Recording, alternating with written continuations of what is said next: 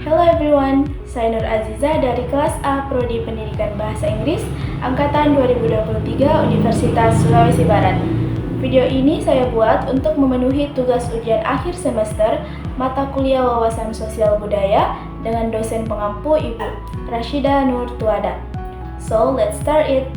Oke, kali ini saya akan membahas materi mengenai manusia dan lingkungan hidup. Pembahasan pertama yaitu pengertian manusia.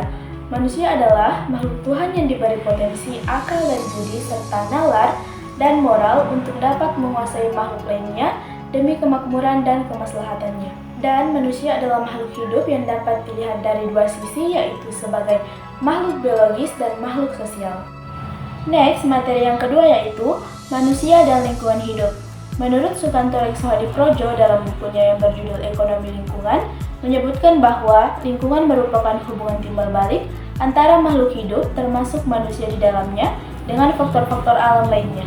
Dan lingkungan hidup terdiri dari berbagai proses ekologi dan merupakan suatu kesatuan. Proses ini merupakan siklus yang dapat mendukung lingkungan hidup itu sendiri. Siklus ini berupa yang pertama yaitu siklus hidrologi yang mengatur tata perairan. Yang kedua yaitu siklus hara yang mengatur tentang tata makanan, dan yang ketiga yaitu siklus energi dan bahan yang mengatur tentang penggunaan dan perubahan bentuk energi. Dalam lingkungan hidup juga terdapat ekosistem, yaitu tatanan unsur lingkungan hidup yang merupakan kesatuan utuh, menyeluruh dan saling mempengaruhi dalam membentuk stabilitas, keseimbangan dan produktivitas lingkungan hidup. Kemudian, lingkungan hidup memiliki beberapa fungsi yang sangat berpengaruh pada kelangsungan hidup-hidup unsur di dalamnya.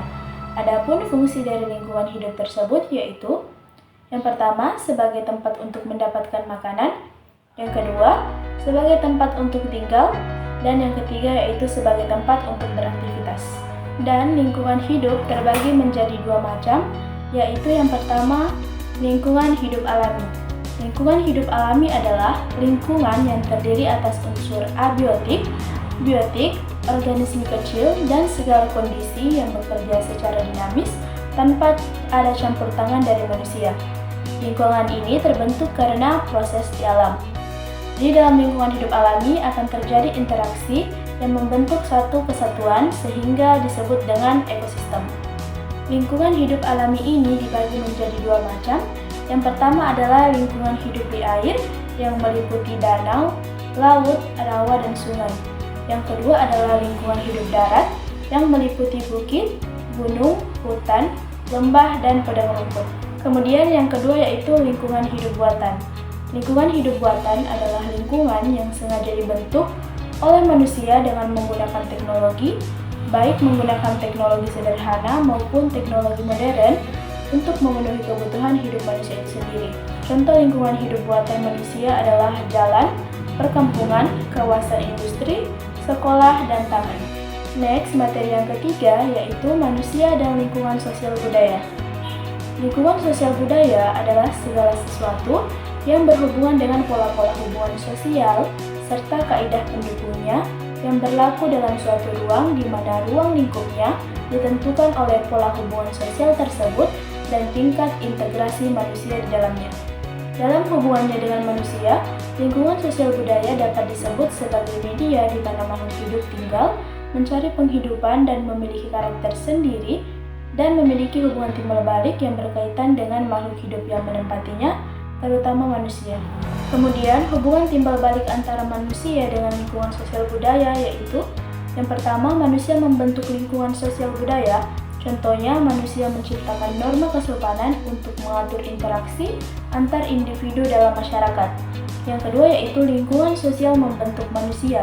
Contohnya, seorang anak yang dibesarkan dalam budaya yang menghargai pendidikan akan terdorong untuk belajar dan meraih prestasi. Contoh interaksi manusia dengan lingkungan sosial budaya yaitu yang pertama, mengikuti norma dan nilai-nilai yang berlaku di masyarakat. Yang kedua, melibatkan diri dalam kegiatan sosial dan budaya. Dan yang ketiga yaitu mempelajari dan melestarikan budaya.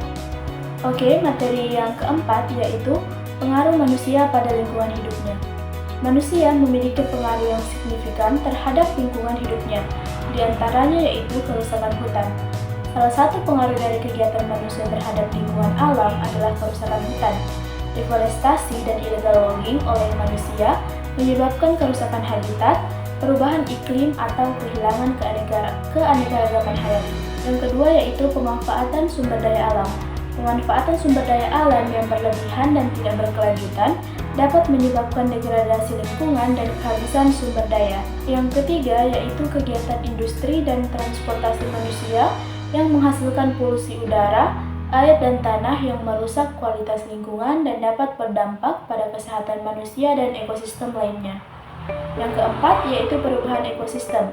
Kegiatan manusia seperti pembangunan infrastruktur dan perubahan penggunaan lahan dapat mengubah ekosistem dan merusak habitat hewan dan tumbuhan. Yang kelima yaitu pencemaran lingkungan. Aktivitas manusia seperti membuang sampah sembarangan dan pembuangan limbah industri ke lingkungan dapat mencemari lingkungan dan merusak ekosistem. Oleh karena itu, penting bagi manusia untuk melakukan kegiatan yang berkelanjutan dan ramah lingkungan untuk menjaga keseimbangan dan keberlanjutan lingkungan hidup. Oke, sekian pembahasan materi dari saya mengenai materi manusia dan lingkungan hidup. Assalamualaikum warahmatullahi wabarakatuh.